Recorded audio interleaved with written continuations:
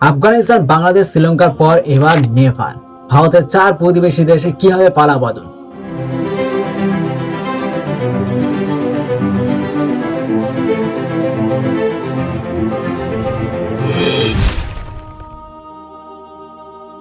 ভারতের প্রতিবেশী দেশগুলির পরিস্থিতি গত 4-5 বছর ধরে অস্থির।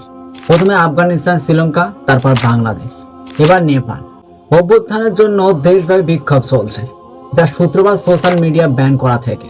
জেন জেড বিক্ষোভের পর প্রধানমন্ত্রী কেপি শর্মা ওলিকে পদত্যাগ করতে হয়। বিক্ষোভকারীরা নেপালের সংসদ ভবন এবং সুপ্রিম কোর্ট দখল করে নিয়েছে। অনেক মন্ত্রীর বাড়িতে আগুন ধরিয়ে দেওয়া হয়েছে।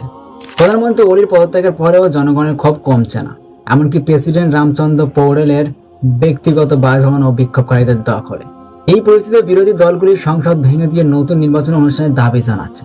সোমবার নেপালে সোশ্যাল মিডিয়া নিষেধাজ্ঞা, দুর্নীতি এবং স্বজনপ্রীতির বিরুদ্ধে শুরু হওয়া বিক্ষোভের 30 ঘন্টার মধ্যে প্রধানমন্ত্রীকে পদত্যাগ করতে হয়েছিল। কিন্তু কয়েক বছর আগে ভারতের অন্যান্য প্রতিবেশী দেশগুলিতেও একই রকম পরিস্থিতি। ক্ষমতা থাকা ব্যক্তিদের জনরোষের সামনে আত্মসমর্পণ করতে হয়েছিল। নাম্বার 1, তালিবানদের কাবুল দখল। 2021 সালে আফগানিস্তানে নেপালের মতো এই পরিস্থিতির সৃষ্টি হয়, যখন তালিবানরা কাবুলে ক্ষমতা দখল করে। আফগানিস্তানে মার্কিন সমর্থিত সরকারের পতন ঘটে এবং তালিবান শাসন প্রতিষ্ঠিত হয়।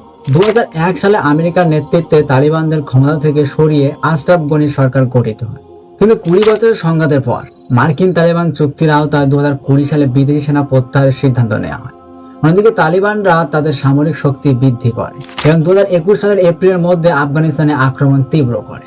2021 সালের আগস্টে তালিবানরা আফগানিস্তানের প্রধান শহরগুলির নিয়ন্ত্রণ নেয়। এরপরে 15 আগস্ট 2021 তারিখে তালিবানরা কাবুলের দিকে অগ্রসর হয়। নিজের জীবন বাঁচাতে তৎকালীন প্রেসিডেন্ট আশরাফ গনি দেশ ছেড়ে পালিয়ে যান এবং তালিবানরা প্রেসিডেন্ট ভবন দখল করে নেয়। হেলিকপ্টারের সাহায্যে মার্কিন দূতাবাস থেকে লোকজনকে সরিয়ে নেওয়া হয়। এই সময় কাবুল বিমানবন্দরে পদপিষ্ট হয়, যেখানে 170 জনেরও বেশি মানুষ নিহত হন। সেনাবাহিনীর দুর্বলতা, দুর্নীতি এবং মার্কিন সেনাবাহিনীর প্রত্যাহার আফগানিস্তানে বিদ্রোহের কারণ হয়ে ওঠে। এরপর কাবুলের লাগাম তালিবানদের হাতে চলে যায় এবং তালিবানের আদেশ জারি করা শুরু হয়।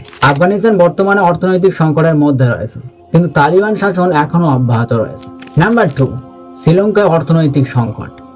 আফগানিস্তানে বিদ্রোহের 1 বছর পর অর্থাৎ 2022 সালে শ্রীলঙ্কা অর্থনৈতিক সংকটে ডুবে যায়। এর বিরুদ্ধে ব্যাপক বিক্ষোভ শুরু হয় এবং ধীরে ধীরে একটি গণ আন্দোলন তৈরি হয়।